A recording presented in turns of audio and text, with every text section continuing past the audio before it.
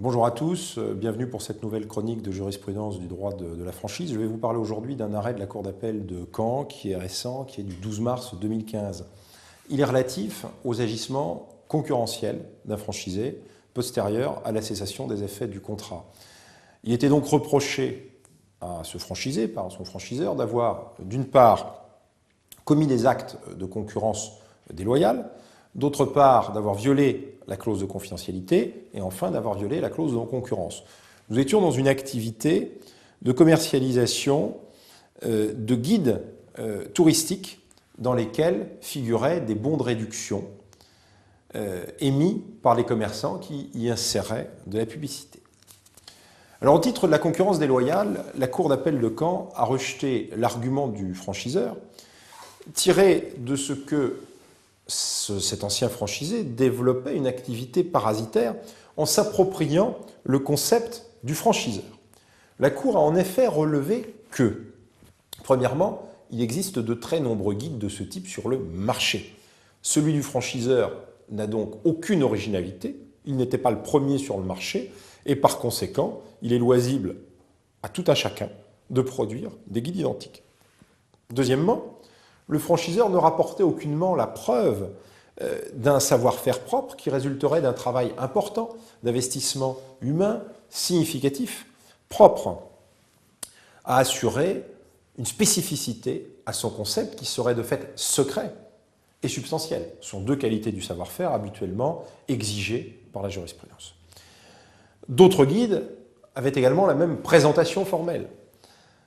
Le nom du guide était d'ailleurs totalement différent de celui du franchiseur. Le franchisé n'a donc pas entretenu une confusion sur le nom de sa publication. Il en va de même de la présentation de la page de couverture.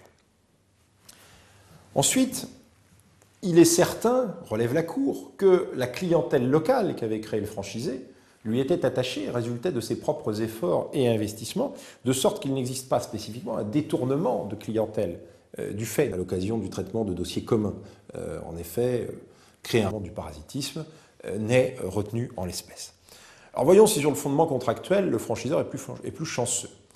Alors, sur l'obligation de confidentialité, non, il n'est pas plus chanceux, dans la mesure où la Cour a jugé que, puisque le savoir-faire était largement connu et diffusé, il ne revêtait aucun caractère secret, et donc qu'aucune confidentialité ne pouvait être attachée à sa divulgation. La demande fondée sur la clause de confidentialité est rejetée.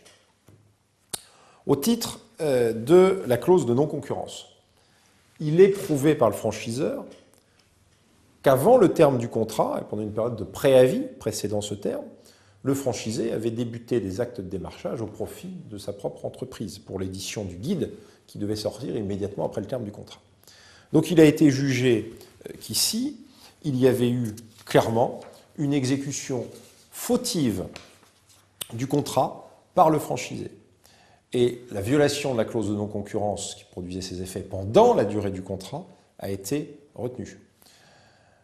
A également été engagée la responsabilité contractuelle d'une société tierce, éditrice de ce guide, et que le franchisé avait ensuite utilisé pour conduire son exploitation postérieurement à la cessation du contrat, et qui était à l'époque capitalisée et dirigée par l'épouse de la personne physique associée majoritaire du franchisé. Et donc, cette société tierce a été condamnée du fait de sa complicité dans la violation de la clause de non-concurrence qui a été démontrée par le franchiseur. Elle a été condamnée solidairement aux dommages et intérêts qui ont été ordonnés par la Cour. Je vous remercie de votre attention.